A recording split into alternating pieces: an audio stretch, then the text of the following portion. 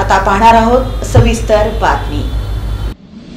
श्री सिदाजी अप्पा प्रतिष्ठान संचलित गवळी समाज सामुदायिक विवाह सोहळा संस्थेतर्फे 23 जोडप्यांचं शुभमंगल मोठ्या थाटामाटामध्ये साजरं करण्यात आलं।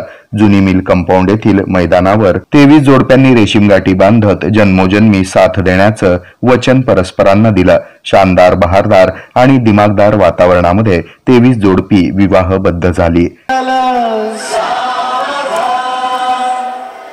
शुभमंगल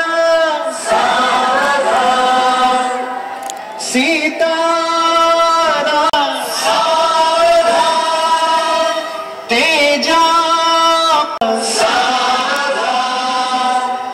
अंबाष्ट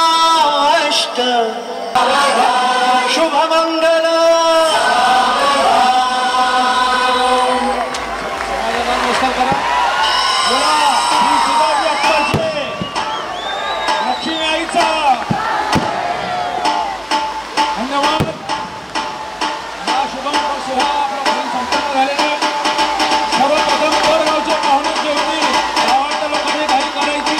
दोन 2002 पासून श्री सिदाजी अप्पा प्रतिष्ठानतर्फे सामुदायिक विवाह सोहळ्याचं आयोजन करण्यात येत आहे। वाढती महागाई, गवळी समाजाची परिस्थिती, वेळेचा अभाव अशा अनेक कारणांमुळे सामाजिक बांधिलकीच्या नात्यातून हा उपक्रम प्रतिष्ठानतर्फे राबवण्यात येत आहे।